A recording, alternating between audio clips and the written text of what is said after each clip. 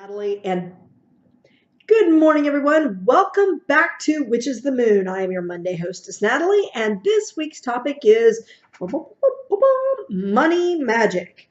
Now, there are a lot of videos on this topic on the internet, so I'm sure if you've perused any of them, you've gotten some great tips already, and some of what I'm going to tell you, you've probably heard before because, like it or not, we do things in a specific way for a specific reason, and a lot of what we do tends to cross over. So I'm going to talk about a couple of different types of money magic that I do because there is more than one type. Yes, folks, there is. So first off, one of the most basic, simple types of money magic that I do on a daily basis is this. This is a Rose of Jericho. For those of you that are not familiar with it, it's also called a resurrection plant. When you put this plant into water, it opens. And what I will do is I will add water to the plant once a week and allow it to open so that I am open to receiving. And then I will place, as you can see, some money into the plant. $1 was all I could spare. But to be honest with you, it's been my experience. It doesn't matter what denomination of money you put in there. You can even put coins in there if you wanted. But what it does is once it dries and it closes up again, it draws in that money and protects it. So when I am adding the water, I will do an incantation to open myself to receiving funds that I need. And here's my thing, and you can call it a morality issue or whatever. When I do money magic, I'm very, very careful about how I do it in terms of my incantations and my spellcraft, because I don't ever want the money that I receive to be at the expense of someone else's life or happiness. So, for example, for those of you that have read The Monkey's Paw, you know that, what you get for you wish, but it's often in a way that you don't wish. So I don't ever wish to inherit. Well, I don't want to say that I don't ever wish to inherit, but I don't wish to gain my money through magics because someone passed away and left me something, or, somebody has a horrible accident and as a result, we get a settlement or anything of that nature. I want to do what I can to protect against that. So when I do money magics, I will add in a harm none type of statement. So what I do is when I add the water to the Rose of Jericho, and you just put a little bit of water into the dish, I will say that I am opening myself and opening my family to receiving what is necessary to pay our bills and make our payments in a timely manner. And then as it closes, I will say that I have, therefore, am protecting our resources so that we continue to have what we need. Then they are protected from outside influences that might otherwise negatively influence how we gain our money. Now, another thing that I like to do is candle magic. This was a prosperity candle that I got from Nadia Romanov and Lady James B. Ritchie. It actually smells divine. Her stuff always smells divine. But candle magic is something that I will do pretty frequently. I have a big pillar candle that I buy that's in glass, and sometimes you can clear those out. And if you are familiar with Lady Rhea does these fabulous candles. You can order one from her if you don't want to make one yourself, but basically she removes the candle from the glass and she will etch a sigil on there and then cover it in glitter and put it back in the glass. I will just put a sigil on the candle, or I'll invoke a sigil on the candle itself on the glass with oil. When I do that, typically I will use either a money oil like this, which if you are not familiar with this is a money oil recipe I got from Lady Gravedancer. I've added some of my own things to it. I like to add eggshells to act as a protective layer. There's magnets in here to draw the money in. There's money, of course, because that's the energy that you want. There's also bank dirt in here. So I actually physically went to my bank and pulled dirt out of their driveway. out of their walkway area. Sometimes if I'm doing a real big money drawing spell, like there's something big, like for example, Christmas is coming and I need funds to be able to get my family Christmas presents and to do projects that I'm trying to do to help people in the community. Money I would like to be able to donate to agencies that I think are serve a good purpose. I'm very, very careful about the charities that I give to. There's something called Charity Navigator. If you're not familiar with it, you probably, well, actually, you probably don't want to check it out because it'll make you angry. But, excuse me, Charity Navigator rates the various different charitable organizations that are out there in terms of how much waste they actually have and how much money actually goes to the cause. So this is part of the reason why I do not give to the Wounded Warrior Project. They waste so much money on celebrity endorsements, money that could go. So if you are looking for a veterans agency, the Paralyzed Veterans of America, it's like something like 90 cents of every dollar goes to the veterans, to the cause. So it's much better than Wounded Warrior. It's ridiculous. And I'm not disparaging Wounded Warrior because I have no doubt that they do good work, but I want an agency that's actually taking that money and it's not going up in people's salary. So here's something else, folks. Just because it's not for profit doesn't mean that the people that aren't running it aren't making hand over fist. It just means that the agency can't show a profit at the end of the year. So there are presidents get bigger bonuses or they spend more money on stuff they don't need. So just keep that in mind. But in any case, I like to have some money for that. So if I'm going to do a big money drawing spell, I bust out the money oil. I do have it in a green jar. And for those of you that are curious, think that I'm associating green with money because in America, most of our money tends to be green and white. That is not the case. I associate the color green in an archetypal fashion to prosperity and growth. So when new grass starts to grow in, you see the green buds sticking up. Whenever plants start to grow in, the leaves are green. So I always associate green with prosperity, not so much money. So prosperity could mean more business referrals for me, which will in turn bring in more money. It also may mean that, you know, more resources come into me. Maybe somebody brings something over that I need. It doesn't necessarily have to be money per se.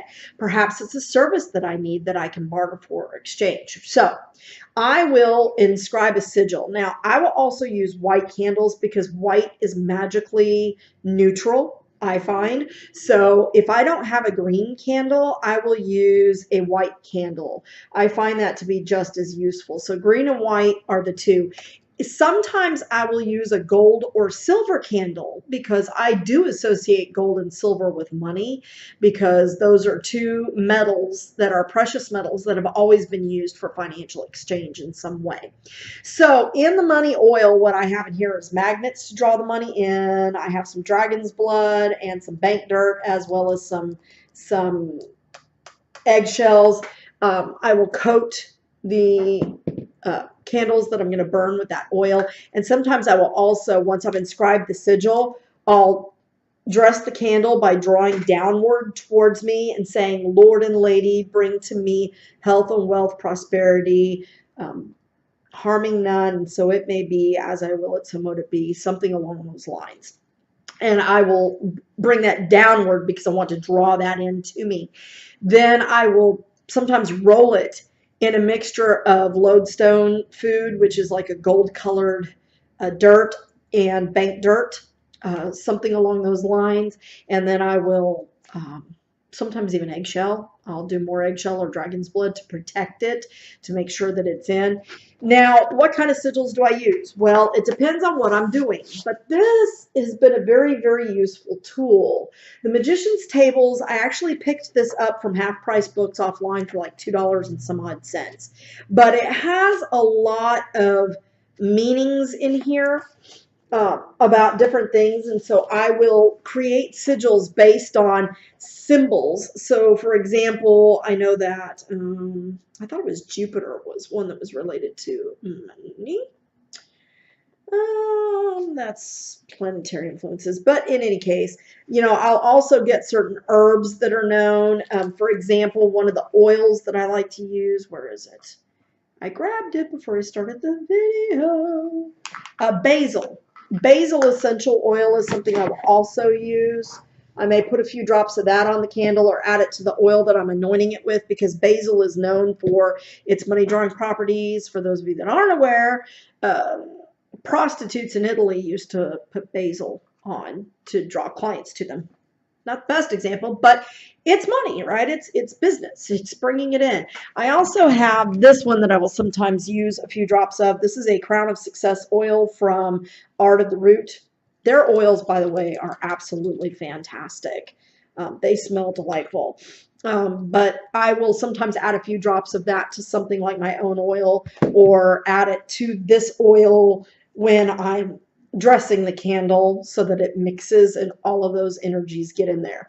So in terms of inscribing, when I am inscribing a sigil into my candles, normally I have like a little thorn that got stuck in my shoe that has like a little handle on it, and usually that is my inscribing tool. However, and this is just me personally, when I'm doing money magic, I will use my athame to inscribe the sigil, because I want to invoke my energies. Not that the thorn doesn't do the same thing, but because I don't consider money a natural item. And when I'm doing regular spellcraft, I try to incorporate as much of the natural environment as possible in that. So I'll use the thorn. But to me, money is something that's been manly created. So created by humankind to have value. Animals don't usually use money. I know crows will sometimes bring things in exchange, but it's usually one useful item, or what they consider a useful or valuable item, for something you consider useful or value. So sometimes it actually is valuable, but sometimes it's just something shiny they like, so they bring it to you because they think there needs to be some sort of exchange. But on the whole, animals don't use money and don't find value in money. To them, it means nothing. My dogs would shred a dollar bill to look at it as if it was a toy. So I make that distinction in my own personal money magics, and so I will use my athame to inscribe it with my energy, and so I will do something like that, or a pin. I don't use the same tool that I use. But going back to the magician's tables, this has various different correspondences in it, and what's really neat about this book is that it has directional things. It has I Ching in here. It has runes, and it talks about Celtic magic. So it has Egyptian stuff in here. So I can use a variety of different symbols. And I was looking for the alchemical symbols. It has some alchemical symbols in here, which I think are really neat, to transform various different things into what I need it to be. So I will use things from the Kabbalah, from, Druidic and that kinds of thing, just something that means prosperity and money. And this book has been a useful tool in having symbols that I can use for that. I'm sorry I can't find what I'm looking for. I probably should have marked it. But, there's a lot of different things. And I will usually create a sigil based on a spell that I'm casting on what I'm trying to do. Going back to what I was saying originally, it depends on what kind of magic I'm doing. So if it's something where I need money for a specific purpose, I will write it out. I need this much for this purpose. And then I'll create a sigil out of that, and that's what I'll inscribe on the candle. If it's a general money magic or prosperity spell, just to be able to pay my bills and keep my business going, then I will do something different with that. Now, another money magic that I do this on an almost daily basis.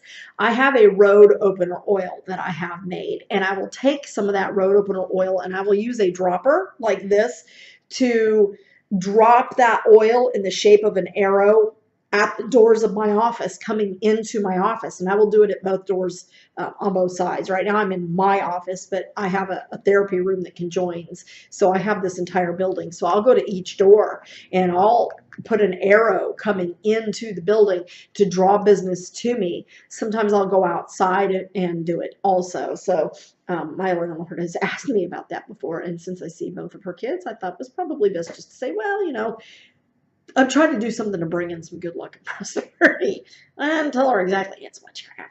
But, she's one of those Jesus get behind me kind of people. So in any case, That is just those are some examples of the money magic that I do. Not everybody's going to have the same type of money magic. Not everybody's going to have the same purpose for doing their magic. And to me, money magic is one of those things that there's so many various different types of it.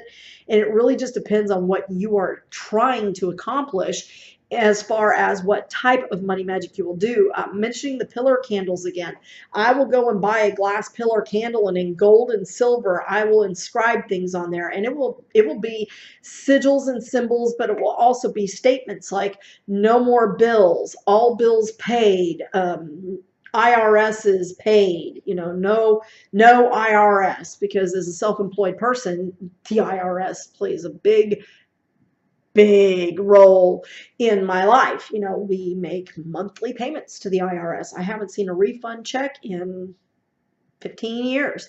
I don't even know what that is anymore. So, it's things like that, just making sure that I have what I need to cover. Sorry, I have no idea who's calling me.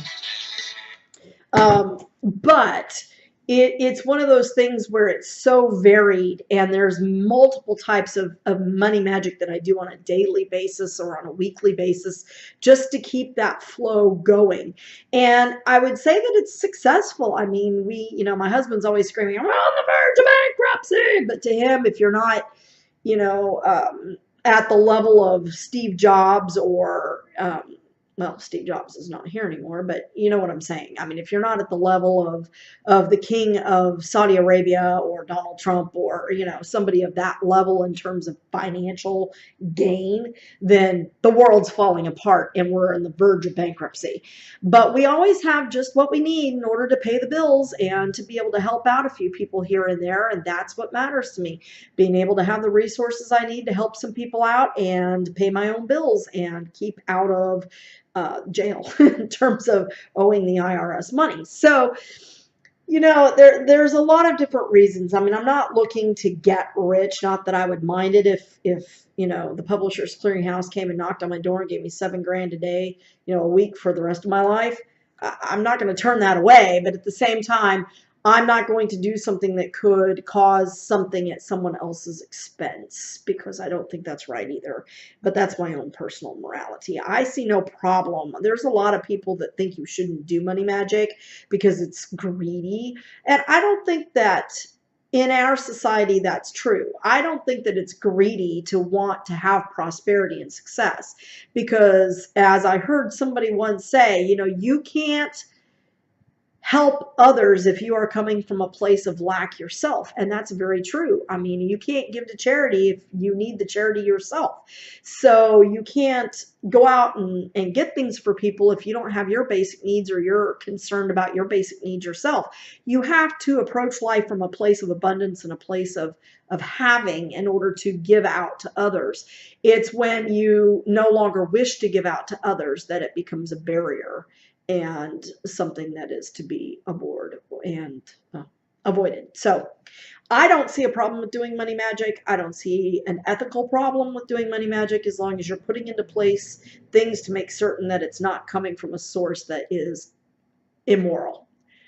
So, wishing myself more business, it's not, in my opinion, there are those that would say, well, but when you do that, you may be taking business from another source. Maybe that's true, but it's at the choice of the people who are choosing to leave. I'm simply opening the door to that kind of business, and it is competitive. I mean, there is some competition, and they wouldn't be coming to me if they were satisfied where they are. So I don't have a problem, again, with doing that. So as far as morality goes, that's how it is. So opening myself, closing and protecting, drawing money and prosperity to me using various tools that are at my disposal, including oils and candles and that kind of thing. And now it's driving me nuts because I don't know where in the heck my basil oil went. That's lovely. So in any case, those are just some various different ways. If you are interested in learning more specific spells for Money Magic, I would highly recommend checking out Lady Gravedancer's channel because she has several really good ones. As with anybody's magic, make it your own. Find things that you can vary that do work for you.